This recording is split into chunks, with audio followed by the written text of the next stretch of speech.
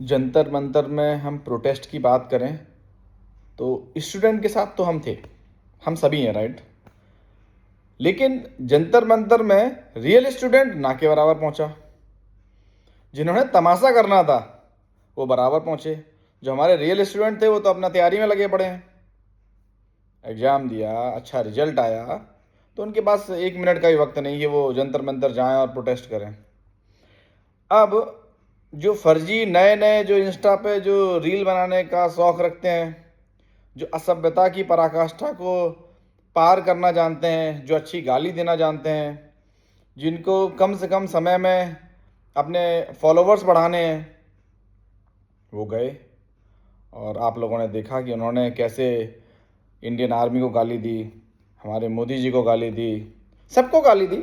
मतलब जितना भी एक असभ्यता की गंदी से गंदी बातों की जो लिमिट पार करनी थी वो पार की। फिर चाहे लड़का हो चाहे लड़की हो, सब ने पार की। तो उन्होंने सोचा कि वहाँ पे जो 40-50 हज़ार लोग इकट्ठा हुए थे, उन्होंने सोचा कि बस यही दुनिया है, जितना बोलना है बोल लो, सब कुछ ओके है। अब प्रोटेस्ट ख़त्म हो गया। शिक्षा मंत्री धर्मेंद्र प्रधान जी ने रिजाइन कर दिया, चीज़ें नॉर्मल हो गई।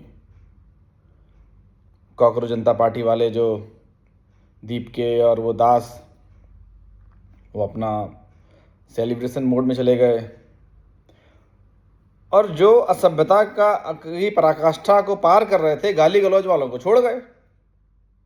सही बात है, कौन लेके जाएगा, उनका काम पूरा हो गया। जिस पॉलिटिकल पार्टी ने भेजा था उनके लिए काम किया और चले गए। अब गाली वाले अकेले फंस गए। अब इनमें जो पुलिस वाले अच्छे से इनका सॉफ्टवेयर अपडेट कर रहे हैं, और बनता भी है भैया, पीएम को गाली दी, इंडियन आर्मी को गाली दी, तो बचना तो बनता ही नहीं है। तो कसम से बड़ा दिल खुश हो रहा है। घर पे आता हूँ, कम से कम 2 से 3 घंटे खाली यही देखता हूँ कि किस गाली वाली मैडम को किसने पकड़ा, कैसे सॉफ्टवेयर अपडेट किए। एक वो लड़का था पतला पतला सा, जो इंडियन आर्मी और मोदी जी को गाली दे रहा था दौड़ता हुआ, उसका भी अच्छा ट्रीटमेंट हुआ।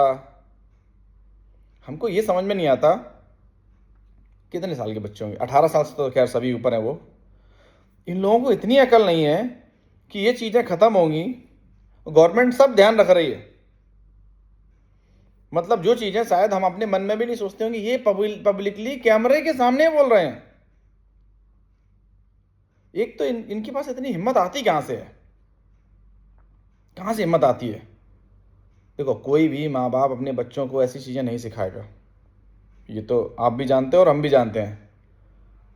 वीडियो बनाने का मन तो नहीं कर रहा था, शायद मेरा नाई के बराबर बनाता हूँ मैं, लेकिन मुझसे रहा नहीं गया। अभी मेरा इंटरेस्ट ये वीडियो ज़्यादा देखने में है कि कब किस मैडम और सर ने गाली दी थी और वो कूटे जा रहे हैं, उनके जो लाल लाल चेहरे दिख रहे हैं। वो भी सिवातिक ट्रीटमेंट है, वो तो मिलेगा ना।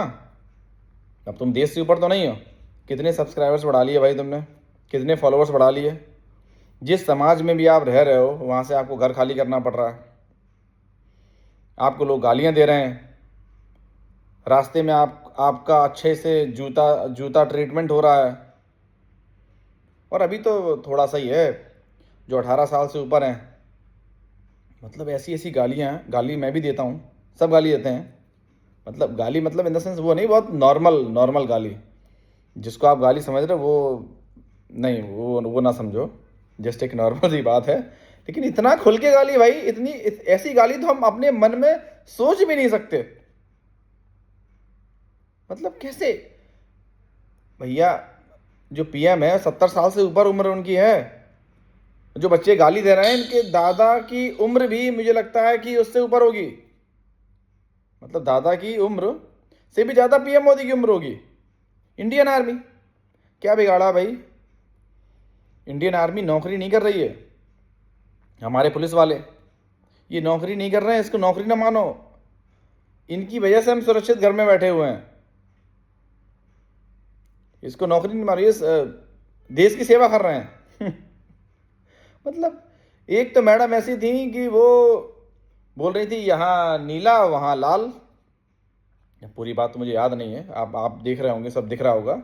लेकिन किस तरह से बेहूदगी, मुझे लगता है कि मैं सिर्फ यही बोलूँगा कि अपने जो परवरिश कैसे हुई। एक्चुअली हम लोग जो होते हैं ना, हम लोग अपने माँ बाप, अपने भाई बहन, जिस भी स्कूल कॉलेज में हम पढ़ते हैं, सबका एक निचोड़ होते हैं जो हम किसी बात को आंसर करेंगे, जैसे हम बोलेंगे, जैसा हमारा बिहेवियर होगा, ये चीज़ें तो नॉर्मल है।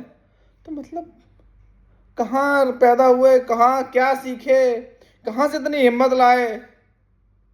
हालांकि मैं ऐसी उम्मीद रखता हूँ कि गवर्नमेंट इतना अच्छा इनका ट्रीटमेंट करेगी कि इनको देख के जो ये गंदे जेंजी थे, हमको तो एक शब्द भी अभी मालूम चला, ये जेंजी और मिलेनियल, ये क्या क्या है, नई जानकारी थी।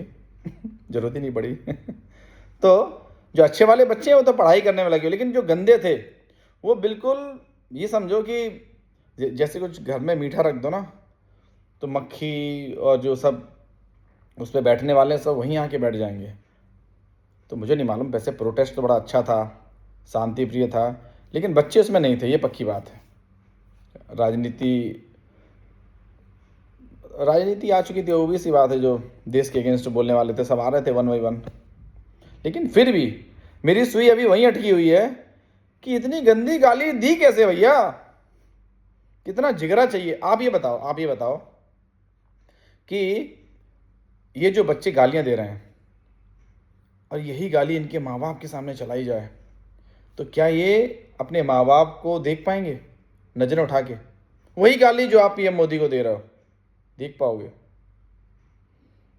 चलो मैं वीडियो बंद करता हूँ, लेकिन भाई प्रोटेस्ट करो, जो भी देखो, वीडियो में गाली वाली मुझे मत देना, जो जिन्हें मेरी बात पसंद ना आए। लेकिन कम से कम उम्र का तो लिहाज रखो। आप उल्टा सीधा बोलो, प्रोटेस्ट करो, लेकिन गाली गलौज भी इंसान चलो देता है थोड़ा बहुत, एक लिमिट, एक दायरे में, गालियों का भी दायरा होता है ना। मतलब ऐसी बात तो ना करो आप कि वो इंसान तुम्हारे दादा से उम्र से भी बड़ा इंसान है। किस तरह की बात कर रहे हो भाई, किस तरह की बात कर रहे हो? थोड़ा सा तो लिहाज लाओ, थोड़ा सा लिहाज, थोड़ी सी, मतलब ये समझो कि आपके दादा के दादा जो इस दुनिया में नहीं रहे, उनको गाली तो नहीं दे रहे हो ना, लेकिन थोड़ा बहुत तो ये बोलते ही हो ना कि काश हमारे दादा के दादा शहर में इस जगह उन्होंने कुछ खरीदा होता तो आज हम यहाँ होते। उल्टा तो बोलते, थोड़ा बहुत तो बोलते हैं ना, लेकिन उनको गालियाँ तो नहीं देते आप भैया पीएम के सामने प्रोटेस्ट कर लो, कहीं भी कुछ भी प्रोटेस्ट कर लो शांतिपूर्ण, गाली मत दो भैया। जिस तरह की तुमने गाली और लिमिट पार की है, तो हमें लगता है ऐसी गाली तो हम 7 जन्म नहीं दे पाएंगे। बस यही गुजारिश है, आप कहीं ना कहीं यदि मेरा वीडियो देख रहे हो, आप उस प्रोटेस्ट में थे, शांतिपूर्ण होगे तो आप कुछ कहोगे ही नहीं, obvious सी बात है। और जो रियल स्टूडेंट था, जिन्होंने नीट एग्ज़ाम दिया है, उनके पास इतना वक्त नहीं है वहाँ जाने के लिए, पहली बात। हाँ, उनको सपोर्ट करने वाले भी जो शांतिपूर्ण थे, उनको बहुत बहुत शुक्रिया कि कम से कम अच्छी नीयत से वहाँ गए। और जो उसका फ़ायदा उठा के, मतलब फ़ायदा उठाने अपने व्यूअरशिप बढ़ाने गए थे और दिल खोल के गालियाँ बक रहे थे, उनका ट्रीटमेंट हो चुका होगा, नहीं तो हो रहा होगा, नहीं तो एक आध दिन में हो जाएगा। बचना है नहीं है। बस यही रिक्वेस्ट है अगली बार के लिए, जो लोग भी वहाँ गाली गलौज कर रहे थे, अगली बार भाई गाली गलौज मत करना, वीडियो बनाओ, अपने दिल की बात रखो, जैसे हम रख रहे हैं। हमें अच्छा नहीं लगा जो आप लोगों ने गालियाँ दी हैं, अच्छा क्या नहीं लगा, कम से कम मैं आप लोगों का ट्रीटमेंट देखना चाहता हूँ। जिन जिन ने गालियाँ दी है, मैं चाहता हूँ कि ज़्यादा से ज़्यादा मैं वीडियो देखूँ, चाहे रील के थ्रू देखूँ, चाहे यूट्यूब में देखूँ। मतलब अब मेरा दिल उसी से खुश हो रहा है। और सभी बच्चे जिन्होंने अच्छा स्कोर किया नीट के एग्ज़ाम में, उनको बहुत बहुत बधाई हो। उनको फ़र्क नहीं पड़ता, वो तो अपनी पढ़ाई में मस्त हैं। मेन प्रॉब्लम पता है कब होती है? कि एग्ज़ाम हो, आपको मालूम चला ये लीक हो गया, और गवर्नमेंट ने उस एग्ज़ाम को कैंसिल ना किया हो और दूसरा एग्ज़ाम ना कराया हो, तो आप जो कुछ करो सब सही है। गवर्नमेंट ने एग्ज़ाम कैंसिल किया, एक अब लॉ बना रही है, जो उस टीम में शामिल थे, जो 47 ऑफिसर्स थे करीब, उनको निलंबित किया और दोबारा री एग्ज़ाम कराया। तो मेहनत तो हाँ, थोड़ी परेशानी हुई, दोबारा एग्ज़ाम हुआ, और जिनको अच्छा स्कोर करना था, जिनकी अच्छी तैयारी थी, उनने अच्छा स्कोर किया, और क्या चाहिए। तो भाइयों एवं बहनों, छोटे भाई बहन हो गए आप जो वहाँ गए होगे, हमसे तो छोटे ही हो गए भाई, प्लीज़ गाली वाली मत देना, इस तरह की गाली मत दो। होश हवास में आप होश हवास खो के जो दिल से आपने गालियाँ दी हैं, वो गालियाँ मैं क्या करूँ, ऐसी तो मैं 7 जन्म में नहीं दे पाऊँगा। जिस तरह की अभद्र गालियाँ, मतलब कानों से खून निकालने वाली बात है बुरी है, वो मत देना। शांति से प्रोटेस्ट करना, पढ़ाई में ध्यान लगाओ, कुछ अच्छी अच्छी किताबें पढ़ो, कम से कम किसी की इज्जत आप, चलो ऐसा करो ना, जितनी इज्जत अपने माँ बाप के लिए दूसरों से चाहते हो, एटलीस्ट उतनी इज्जत दूसरों को दे दो। एटलीस्ट नहीं देना तो कैमरे के सामने एक्टिंग ही कर दो, लेकिन इतना खुल के मत बोलो भैया। चलो, मन किया वीडियो बनाने का तो बना दिया। Good night.